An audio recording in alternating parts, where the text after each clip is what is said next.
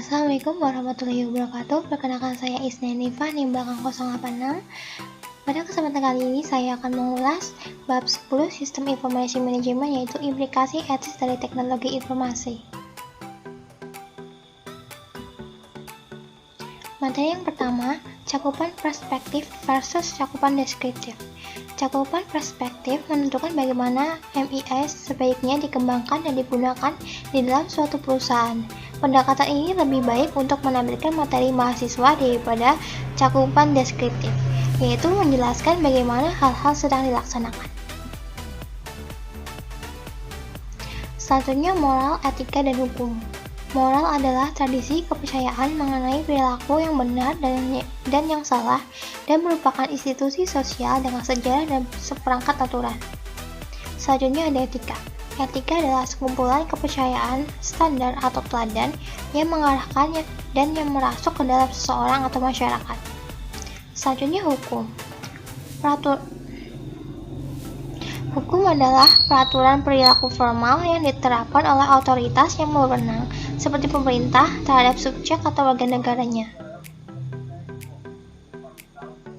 Selanjutnya, undang-undang komputer di Amerika Serikat. Antara lain ada hak dan batas akses data, privasi, dan kejahatan komputer. Selanjutnya, paten peranti lunak. Peranti lunak tidak dapat dipatenkan karena algoritma matematika tidak dapat dipatenkan dan metode bisnis tidak dapat dipatenkan.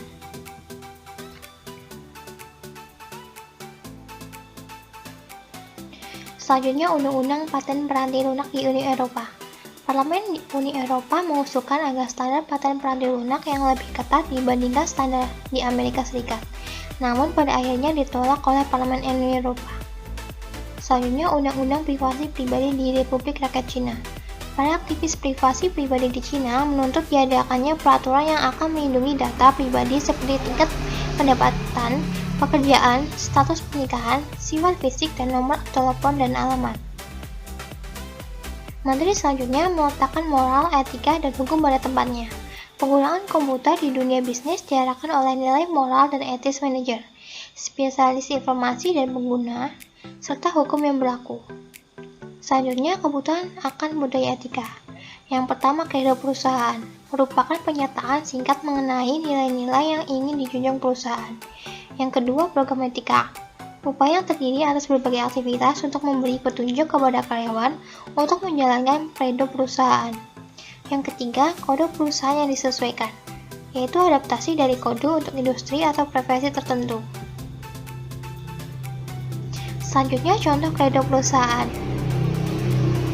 Yang pertama, komitmen terhadap pelanggan, komitmen terhadap karyawan, komitmen karyawan terhadap security Pasifik, komitmen dari karyawan ke karyawan, komitmen terhadap masyarakat, dan komitmen terhadap perusahaan.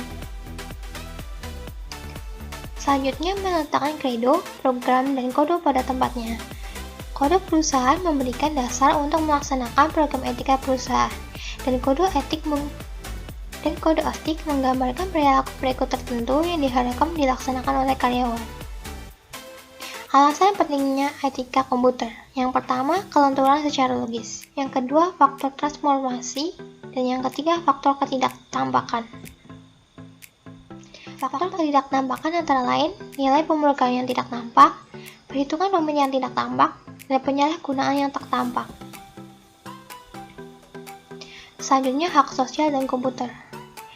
Yang pertama, privasi. Privasi terancam oleh yang pertama, meningkatnya kemampuan komputer untuk digunakan dalam kegiatan mata-mata. Yang kedua, meningkatnya nilai informasi dalam proses pengambilan keputusan. Yang kedua, akurasi. Komputer memungkinkan tingkat keakuratan yang tidak dapat dicapai dengan sistem non-komputer. Selanjutnya, kepemilikan. Kepemilikan yang dimaksud hal ini adalah kepemilikan intelektual. Selanjutnya, aksesibilitas. Kebanyakan informasi telah dikonversi ke basis data komersial, sehingga membuat ketersediaan untuk masyarakat berkurang. Selanjutnya, audit informasi. Auditor eksternal, yaitu memverifikasi keakuratan catatan akuntansi, dan auditor internal melaksanakan analisis yang sama seperti auditor eksternal, namun memiliki tanggung jawab yang lebih luas.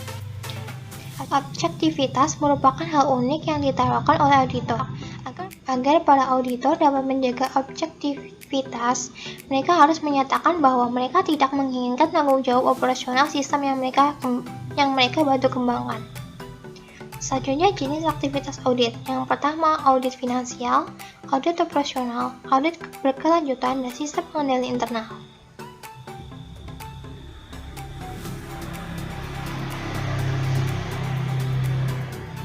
Materi selanjutnya menerapkan etika dalam teknologi informasi. Kode etik antara lain, yang pertama, keharusan moral umum, yang kedua, tanggung jawab profesional yang lebih spesifik, yang ketiga, keharusan kepemimpinan organisasi, dan yang keempat, kepatuhan terhadap kode. Selanjutnya, kode etik dan praktik profesional rekayasa peraturan. Terdiri atas ekspektasi di 8 hal penting. Yang pertama masyarakat, kedua klien, ketiga produk, penilaian, manajemen, profesi, kolega, dan diri sendiri. Selanjutnya pendidikan etika komputer, yaitu program edukasi formal dalam etika komputer tersedia dari berbagai sumber, yaitu mata kuliah di perguruan tinggi, program profesional, dan program edukasi swasta. Selanjutnya etika dari CIO. CIO dapat memenuhi ekspektasi pelaporan keuangan dengan cara mengikuti program yang mencakup hal-hal berikut. Yang pertama, mencapai tingkat pemahaman yang lebih baik dalam pemahaman prinsip-prinsip akuntansi. Yang kedua, mempelajari sistem informasi yang menyelesaikan laporan keuangan dan mengambil tindakan perbaikan. Yang ketiga, mendidik eksekutif perusahaan mengenai sistem-sistem keuangan. Yang keempat, mengintegrasikan ke dalam sistem informasi alarm yang memperingatkan eksekutif terhadap aktivitas yang membutuhkan perhatian. Yang kelima, secara aktif berpartisipasi dalam memberikan informasi keuangan kepada elemen lingkungan. Yang keenam, mengendalikan dengan ketat keuangan yang dihabiskan untuk sumber daya informasi. Selanjutnya, pengaruh Sarbanes Oxley. SOX terdiri atas 10 pasal utama. 2 diantaranya secara langsung memengaruhi unit pelayanan informasi perusahaan.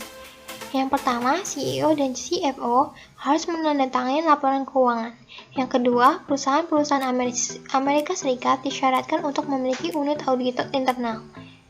Selanjutnya, SOX 404. Ketetapan SOX 404 membahas tentang penilaian manajemen mengenai penilaian keuangan. Aktivitas perancangan harus mencakup yang pertama, identifikasi sistem yang memainkan peranan dalam pelaporan keuangan. Yang kedua, identifikasi risiko yang dihadapi sistem ini. Yang ketiga, mendesain pengendalian mengatasi risiko ini. Yang keempat, mendokumentasikan dan menguji pengendalian tersebut. Yang kelima, memonitor efektivitas pengendalian seiring waktu. Yang keenam, memperbarui pengendalian sebagaimana dibutuhkan. Selanjutnya, SOX 409.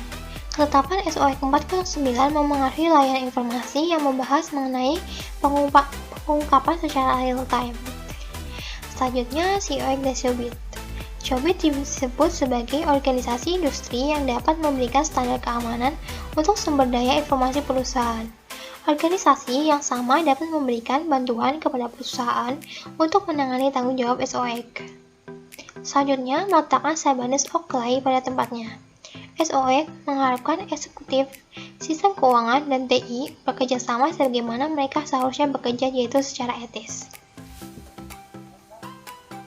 Sekian yang dapat saya jelaskan. Bila ada salah kata, saya mohon maaf. Terima kasih. Wassalamualaikum warahmatullahi wabarakatuh.